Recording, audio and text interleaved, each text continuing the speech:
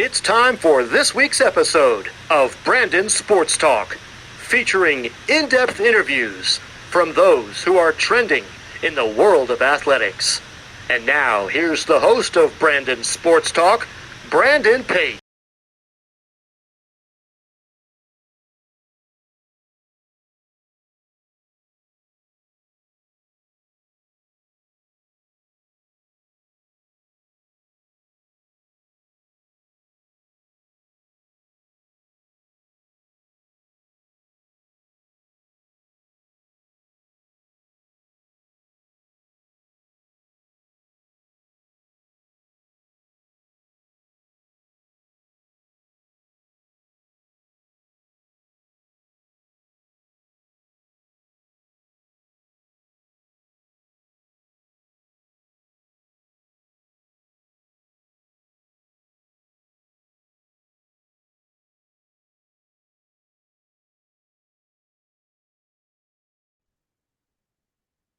Welcome back to Brandon Sports Talk. In today's episode, I have the privilege to interview the UIS Illinois Springfield head volleyball coach, Coach Kamille Jones. How are you doing today?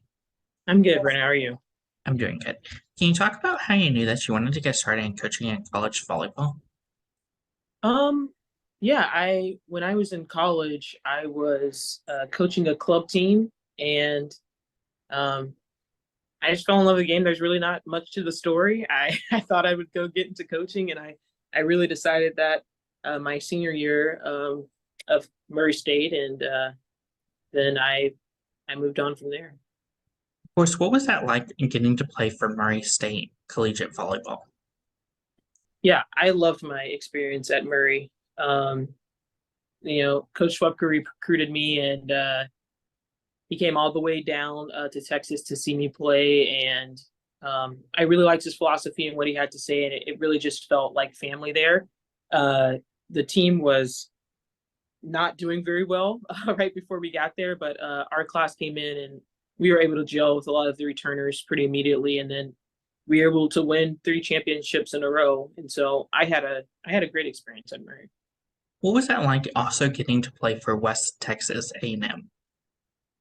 Yeah, when I was in high school going through the recruiting process, West Texas A&M was it was one of the top 2 schools where I wanted to go, and it didn't end up working out. And so it was really cool to be able to double back around and go play for that coach again. And I also had a really great experience there as playing as a graduate student. Of course, what was that like getting to put on both the West Texas A&M and the Murray State volleyball jersey? Yeah, it's unique to have 2 different experiences, and my experiences were completely different when I was playing as undergrad versus when I was playing graduate. And we took a lot of pride in putting on our jerseys at Murray because we did really well and we won a lot, and we were able to win quite a few championships. And then we had pride about you don't lose on your home court, and we did not. Like the whole time that we didn't lose at home. And then when going to WT, I remember my coach saying he would always point to the banners on the wall, and he said, "Do you guys want to be the first team that doesn't get a banner up there?" And it always inspired us to play harder, and we ended up getting to the Sweet 16 that year. And but they're just, because they have all those banners, they're a perennial powerhouse.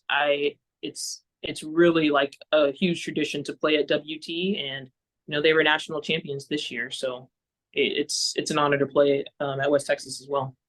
Of course, how has that been like, obviously getting to play all 4 years at one school, but then getting to become a grad student and getting to play as a grad?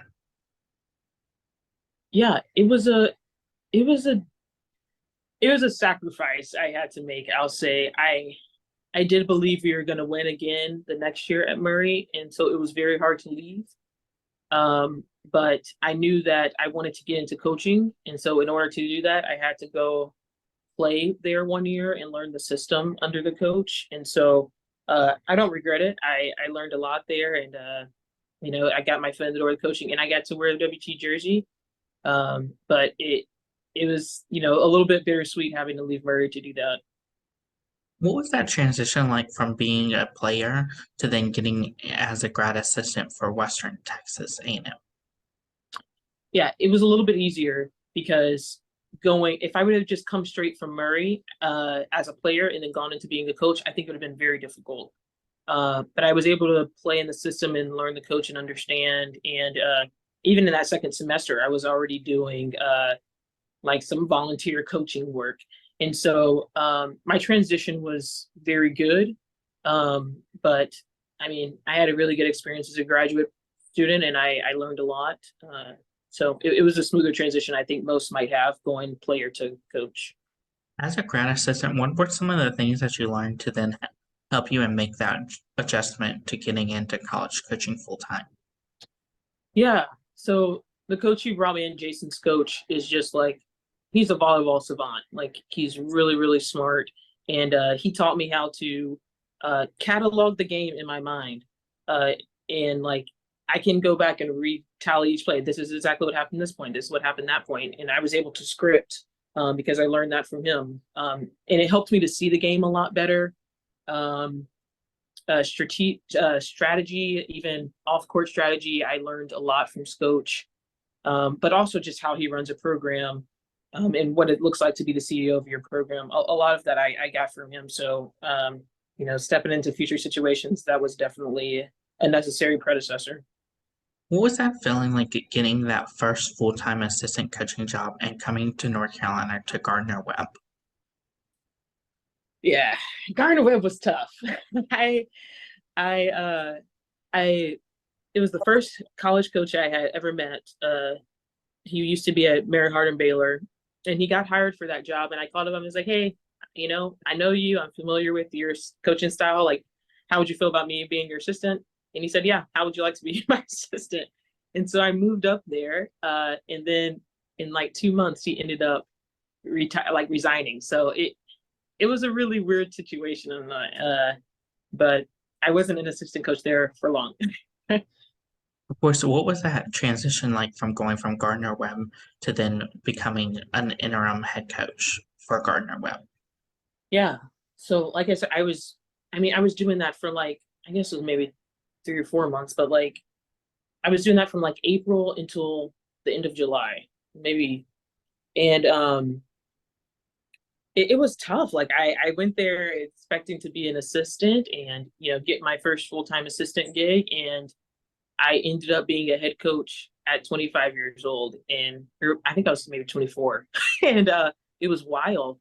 And, it's a lot to take on and, to have the experience. But like I was fortunate enough the summer before to go work with a former Olympic coach and a multiple national championship coach. And he was able to give me a lot of guidance. And so I was able to get through and learn a lot, kind of get a head start. And with my experience at WT as well with Coach, like I felt prepared to do the role in the interim for sure. While at Gardner Webb as that interim coach, what was that balance like? As you said, being not but 24, and most of your players are around that age. Yeah, I think I wasn't concerned with that. I'm a pretty assertive person. I feel like I understand how to draw the line. And I'm still very young now, and I'm able to draw the line between coach and player, but also have personal relationships and be able to relate to them because I am much closer to their age. But I just think more of the challenge presented was like that's not what I was expecting to do, and I was young. If I could go back and change a lot of things, how I did from Gardner Webb, like 100% I would. But that's it's just a really unique scenario. So How was your experience like going to UCF and becoming the assistant coach and recruitment coordinator? yeah, so it's weird. Like when I left Gardner Webb, the same coach McKaylee, who I met the summer before I went there, he had a friend down. He used to coach her at Texas, Laura Groff, and she was the head coach at UTSA. And so I went down there for a couple of months and helped her. She needed help with like restructuring her recruiting database. So I went and I cleaned that up, and then she recommended me to another coach who recommended me for the USF job.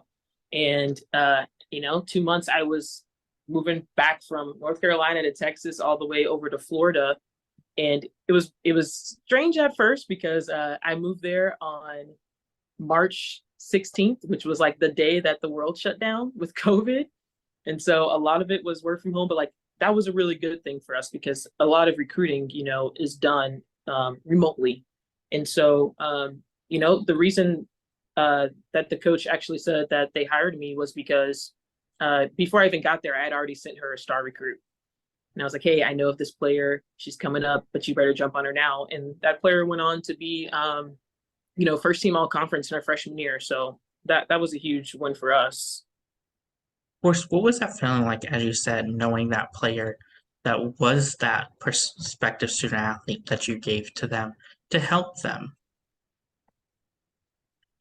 Yeah, I felt like we were able to connect with players. Like I knew her specifically because I saw her play in Croatia when I was over there coaching. And so it's really cool when you can meet people at other locations and then circle back around and end up coaching them. And so, yeah, we had a lot of unique experience with the student athletes there. I had a great time recruiting the players and the athletes that I did while I was there. But it's really cool when your first recruit is, really a huge part of the team. What were some of the things that you were able to accomplish at UCF? Yeah, I was at USF, and most of them were recruiting based. I was able to get in a lot of first team all conference players. Um, I was able to get a lot, even who were walk-ons for us, who were transferring in, who got significant playing time for us. And so, as a recruiting coordinator, most of my responsibilities were recruiting heavy. Of course, how was that transition like from going from being the assistant coach and recruitment coordinator to getting to run your own program and going to UIS and becoming the head Yeah. coach? Yeah, it's much different because there's so many more responsibilities as a head coach. And it's really great because you get to you get to build your own philosophies and you get to do what you want, quite frankly. And we have support staff, and I'm always willing uh, to introduce their ideas as well. I'm not arrogant enough to think that I know everything and everything has to be done my way. But it's really nice to take a program in the direction that you think it should go, and that's the luxury of being a head coach. But it's also a ton to manage. That's not maybe just the sole responsibility of I just have to manage recruiting or I just have to manage training. So How did your experience at Gardner Webb as the interim head coach help you into getting more familiar as a head coach coming to Illinois Springfield? yeah, I understood a lot of the responsibilities that I had to do. Because I wasn't there quite as long as in head coach role. I didn't maybe go into all of the conference responsibilities that I had to do.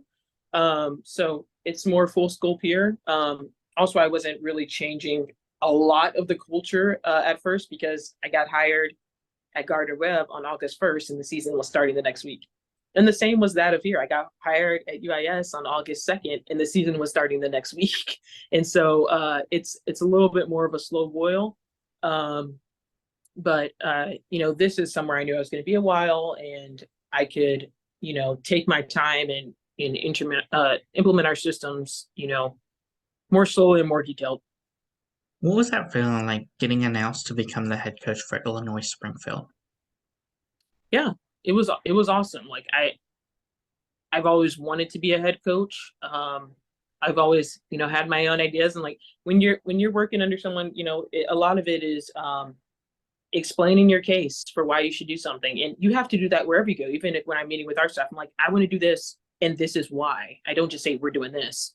But when you're an assistant, sometimes you get told no, and when you're a head coach, you can just say yes, and so that's a nice part of it. But I knew that I wanted to manage a lot of the other behind the scenes stuff, and I'm really into the administrative side of things as well, and knowing exactly where I want to take the recruiting direction and being able to say this is where we're going, like, and having the final say on that is really important to me. So yeah, I really enjoy being head coach. As a head coach, what has that been like? Obviously, getting to build the coaching staff, the players, and the team schedule around you. Yeah, I think I think we want people here from all different walks of life. Our team is just so incredibly diverse. We I mean it's really nice, and like I want people to experience that while they're in college and they're in their most impressionable years because it changes your worldview. And I would say like we want people here who are going to champion our culture, but also like the culture that we build around the team is every it's going to change year to year because what I care about might not be what the rest of our players care about. Um, and so it's been unique to mold what our values are as a team year to year. As a head coach, what was that first feeling like getting to step onto that volleyball court as a head coach? Yeah, it it's awesome. Like, that managing that's maybe one of the biggest things for in-game management is you're able to make the calls in system. Like some teams they have offensive coordinators and defensive coordinators, but for us we're just running one system and I'm the play caller. And so, it's really cool knowing what direction you're going to go and seeing what your athletes are going to do on game day and how they're going to trust their training and get out there and show them what you've done. It's a cool experience for them to go out there and show us what they've been learning. Of course, for you as a head coach, what was that feeling like the first time you got that victory for Illinois Springfield as the head coach? Yeah, that was a really cool moment because I was just moving up here from Tampa, and our first tournament as at UIS was in Tampa. And so we were able to go down there and win our first game back at the place I just was, and I had fans and friends and family there, and so that was a really cool and special moment. Of course, what does that typical game day look like for the volleyball program? Yeah. Well, the cool thing about UIS is it's really, really hard to have Friday class. We have almost none. And so we don't typically play on game days. Our athletes are focused on the game that day, and that's really it. And so when they show up and they wake up, they know it's to play. And they don't have other responsibilities that day. Um, and so, we meet for scouting report about 3 hours before the game. We go through a serve and pass 2 hours before the game. And then we're getting out there and we're focusing on the caveats that we impose throughout the week to focus on that opponent. And we've got a very specific game plan. And so game day it can be stressful, but it can also be, your time to shine and show what you learned. So What it's is that? exciting. What is that home game atmosphere like at Illinois Springfield? Yeah.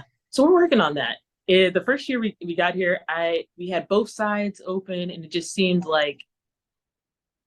very spacious in there. And so this year I decided to change it. We shut down one side. We had bleachers only on one side, and the space felt a lot more intimate. And the day before games, we would take the grass net out and go out in the quad and play grass volleyball with the students who are walking around and invite them into the games. And the atmosphere on game day was just electric. Our parents did a really great job of coming up with cheers and getting posters and pom-poms and terrible towels. And I love the game day atmosphere this year. And I think, it's only going to get better. Of course, as you talked about that, what is that like, obviously, on game day, having those players interact with the students that are at Illinois Springfield and getting them to come to the volleyball games? Yeah, like the biggest things are when we get out on campus and we ask the students to come out. We wear game day shirts that our gym is called Track. So I made them shirts this year that said Pack Track. And then we're able to advertise that on social media. But like the best things for us is when we're able to get out there on the grass and play a little bit the day before the game and invite students out and throw out t-shirts. And, when we're in the gym, pumping up the fans, telling them our cheers, and they have the craziest wild cheers on the bench, but it's super engaging. We had some players, like their boyfriends were at the games and they were going nuts, running up and down the sidelines. And so there's a new niche every season, and it just happened to be super electric this year. Of course, during those moments, what is it like as a head coach to see those students that maybe not want to be collegiate athletes still be involved in playing a little scrimmage with your varsity teams? So I don't know that we have any practice players like that. But we do have a club team they come out and support as well. We see them in the bleachers, but we don't really do any non-squad inter-squad practices. Of course, what are some of the teams that you face in your conference? Yeah, so we're in a very competitive conference, the GLVC, and there are some perennial powerhouses here, like Lewis and Rockhurst, and Umsel just went to the Final Four this year. But really cool this year we got to play Lewis, and we in school history we have never beaten them ever. And this year we played them at home and we swept them. And at the time they were number 13 in the nation. So that was probably the coolest thing for us as a program, most exciting for us in a long time. So yeah, those are some of the tougher opponents.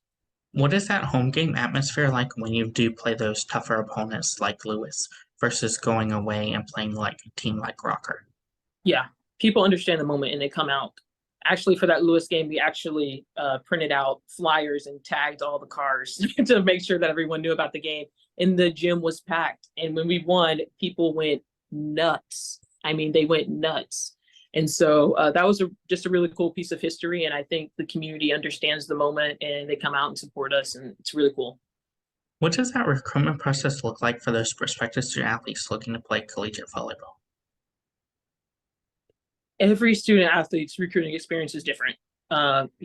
Some get recruited, early high school. Others get recruited. I didn't get recruited till the last semester of my senior year of high school. And so everybody's different. And then the reality is that now, like, you're not just being recruited out of high school, but like your recruiting process never stops. We still have to continue to recruit our athletes who are on the team and hope that they stay, and we're recruiting athletes who are transferring as well. And so there are a lot of different caveats and facets of the recruiting world, but each person's recruiting experience is much different. Can you talk about, of course, the culture that you've built for the Illinois Springfield program? Yeah, I was hinting at this earlier, but like it's different for every team. I have my core values that I'm not willing to compromise on, and things that I can take the direction of team that I want to go, and we want to get people who champion those values. But what's gonna be important to our team is what they care about, and so we repurpose those values every year. We go do community service efforts that they're passionate about, and a big reason for that is just player satisfaction. Like you can't complain if you chose it because that's what you want to do. And then what's important to them is important to us. So, the culture is different every year. I don't doubt that it'll be different even this fall. As a head coach, what are some of the things that you look at in those prospective student athletes when going out to these volleyball tournaments? Yeah, so it's different for each position. But I'm looking for people who can come in and help us immediately. There are times for role players, but I don't ever try to recruit people to the bench. And by that, I mean, I want people who can come in and play and be effective and have a role on our team.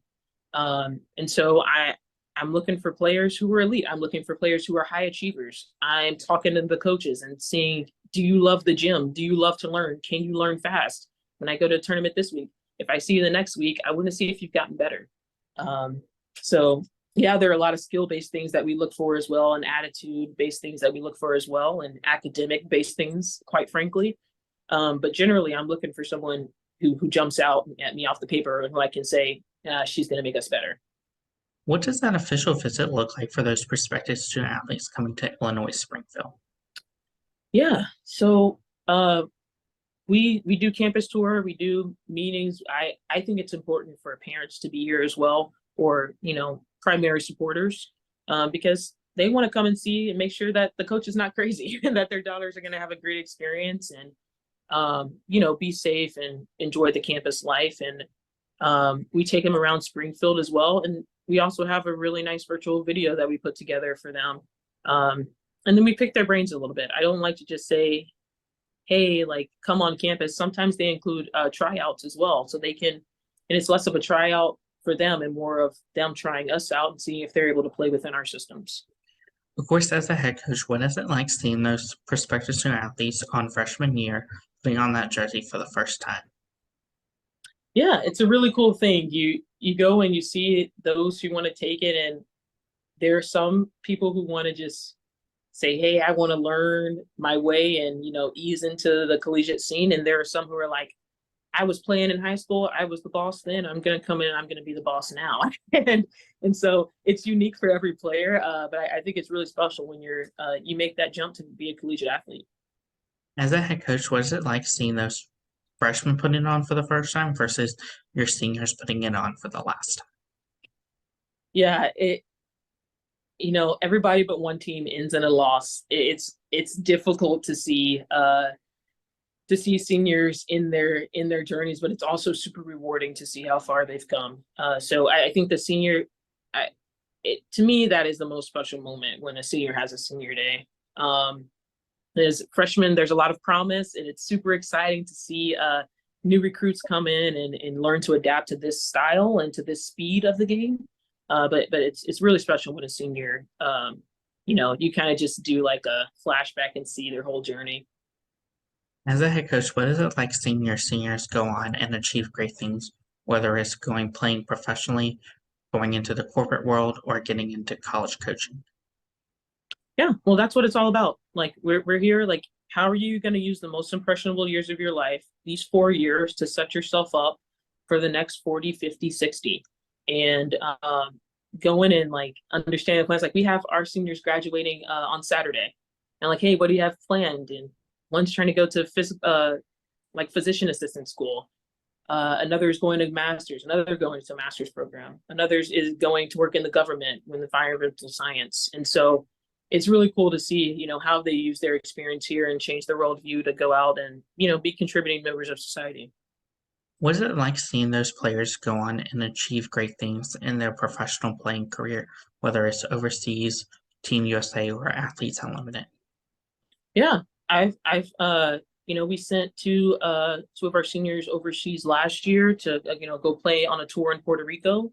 And then, I sent and recommended one of our star athletes this year to go play and finish her master's over in England.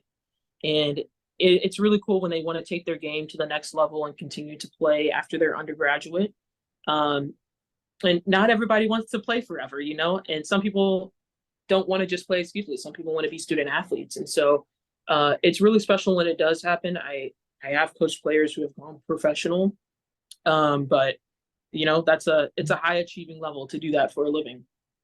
What are some of your future plans for the Illinois Springfield program moving forward? Yeah, I think we're gonna have a solid year, and I hate saying that because I don't want to jinx it, but I I think we're gonna be a very competitive team. I'm excited what the returners are gonna bring back and show us what they've learned and what they've been doing over the summer. But I am also really excited for the incoming players we have, and we have a really talented group joining us, and they're super super competitive. I think we're gonna be a force to reckon with next season. What advice would you give those high school athletes looking to become college athletes? Yeah, bug coaches.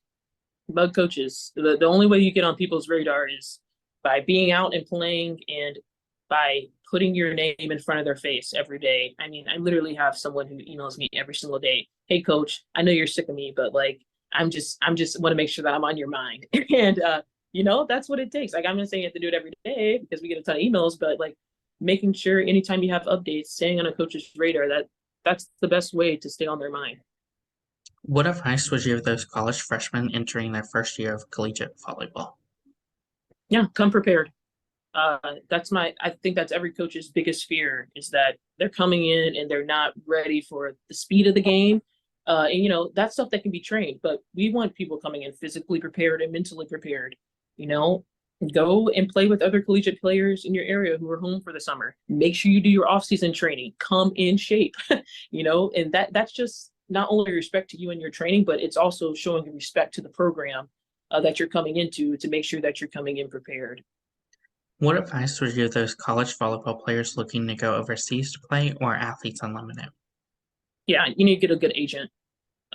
Athletes Unlimited is a little bit different. It's like a lottery system, and they're picking each day. It's like you have captains, and they're just picking. We're actually getting a new pro model that's coming in 24.